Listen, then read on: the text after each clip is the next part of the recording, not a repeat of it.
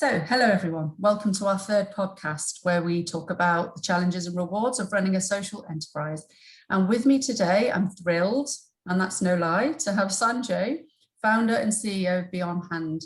So thank you ever so much for giving up your time today. I mean, I know how busy you are, and I'm just going to ask, we're going to have a little discussion, a little fireside chat around all things social enterprise. So Sanjay, to kick off, can you just tell us a bit more about yourself and how BeOnHand came to be?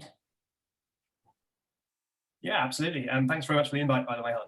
Pleasure to be here. So a little bit about me. So I've had a career that spans about 20 years now.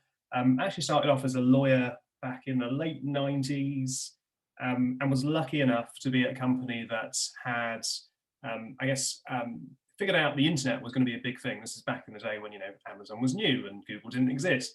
And they'd figured out that, hey, this is going to be a massive wave. And I was lucky to be part of a law firm that had spotted that. From there, I went to join a company, a US company who owned Travelocity, one of the very large online travel agencies at the time, who were desperate to break into Europe. They ended up buying lastminute.com. And I went across as part of that acquisition, started running the legal team as part of the exec team there. Which gave me a great, insight into tech companies, tech growth, and how an exec team actually ran that business. At that point, I was still in my 20s, so really early exposure to something that's quite remarkable.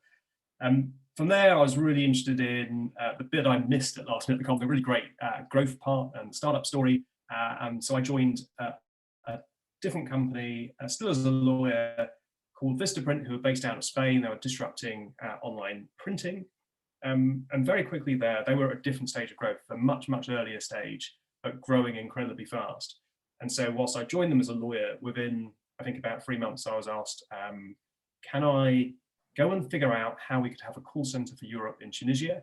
And what they meant by that was go and find some land, buy the land, design a building, build a building, and grow and recruit the team that would be our call center for Europe. And then I was asked, can you launch PR? And then I remember a meeting where we were talking about photo book companies and should we go and buy a photo book company? And because I'd been a lawyer doing M&A, I was given the task of going and finding a photo book company to go and buy. All of a sudden, I just wasn't in legal. I was doing all sorts of other things.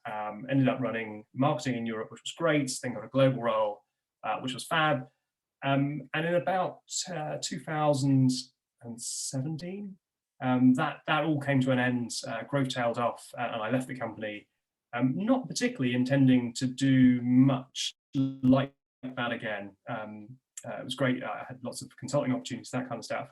But then OnHand came into my consciousness. I was partly looking for a solution for my dad. He lives in London. I live in Brighton.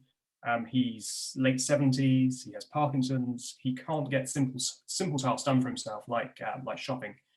And whilst he lives in a sheltered accommodation that has carers on site, to get his shopping, and essentially his shop for a single guy is like £10 to £12 a week.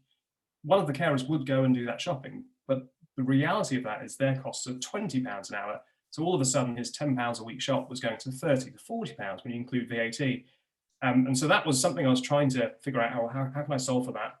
At the same time, OnHand it popped up on one of my social feeds, and they were looking for someone to take it on. And at that stage, OnHand was basically an idea that had gone through an accelerator program, figured out how to acquire lots of local volunteers, but hadn't actually gone into action.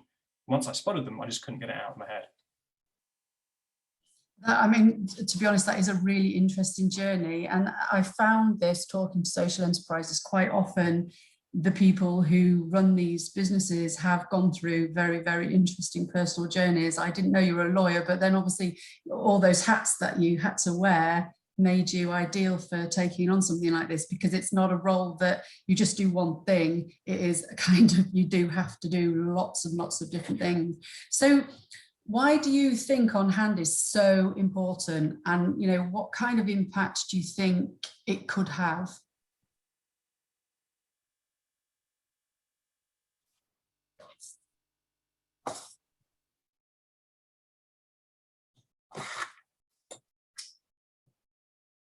I think my internet cut out there. But I'm back. I got the question though. Technical glitch, go for it. So what BeOnHand does is it's a matching app, which is just like Uber or Deliveroo or Tinder. It finds you as a person who's a local volunteer, and it shows you close by who you can help and what kind of help they need. And it's not like traditional volunteering. It's not like you contact, I don't know, I'll pick on a charity, the Samaritans, and you apply to be a volunteer and you wait till you're accepted, and then you do 10 weeks of training, and then you have to commit to the same time every week for the next 6 months. It's not like that. It's instant. We DBS check you on the app, and then you can see there's someone that needs her shopping this evening, happens to be a road away from where you live, and you need to do your shopping yourself. So you can accept that mission and do someone else's shopping instantly. It's on-demand volunteering. It's kind of never existed before. It's how you take the concept of Netflix for streaming movies, Deliveroo for getting your takeaway, and put the same concept into volunteering. Never been done before, has proved to be a hit straight away. We've got thousands of volunteers at this point. How many people do we think we can help? We're growing very fast. Very quickly, we've gone from being a London-only operation to being pretty much nationwide. Again, it's app-based, and therefore we can figure out locations really easily. There's no reason this can't be very much national and then international as well, helping hundreds of thousands and hopefully millions. And there is a corporate element to this as well, isn't there? So that's right. Yeah. That's right. So we partner with businesses so their employees can get involved in volunteering. And during lockdown, this became incredibly popular because a lot of businesses saw, it's still the reality today, a lot of employees are now working from home. And whilst in lockdown, that was full time, I think everyone is pretty much accepting work from home is going to stay in some shape or form. It might not be full time, but it's probably going to be a part of a lot of people's roles for a long time. That means traditional volunteering as for corporates just doesn't work, right? You can't go to the office in a group at a set time and a set location to do volunteering anymore. You just can't do it. And so what we've built allows us to engage employees wherever they are, working from home, in their local communities, or to volunteer remotely, doing a befriending call or a youth mentoring opportunity. So yeah, very different, but also the impact on well-being is huge. So Deloitte has done studies, 77% of employees say volunteering is essential for employee well-being. So we've got, I guess, we're doing good at the same time in the community, but also for well-being at the same time. Yeah, really important. So this is an obvious question that I always ask. What for you have been the greatest challenges, and where do social enterprises go for support generally? So the greatest challenge is probably being a social enterprise, and well, what does that mean? And there's a lot of confusion about it, and even for us, at a very early stage, there was a confusion from people who may invest around, well, are you a charity? If you're not a charity, exactly what are you? How does this thing sustain itself and potentially make profit? And I think that's the greatest piece. It's, well, what is a social enterprise? I think you can go through the different parts of, well, are you actually a charity? Or are you a community interest company that's massively restricted what and how you'll use profits? Or are you a profit with purpose company? And once you can get your head around which one of those you are, things become clearer. I'm not sure they become easier, but they become clearer. Yeah, it's really interesting. And if you had one nugget of advice that you would give to another social entrepreneur that was starting out on this journey, what would it be? It's probably not hugely different from all of my prior roles, really. So you've got to have belief in what you're doing fundamentally. So it's the same in any industry, but if you don't have that belief as a startup founder, social enterprise or not, are you going to do the late nights? Are you going to do the long hours? Are you going to not pay yourself when you have to? Are you going to go through all of that pain? So belief is the number one thing.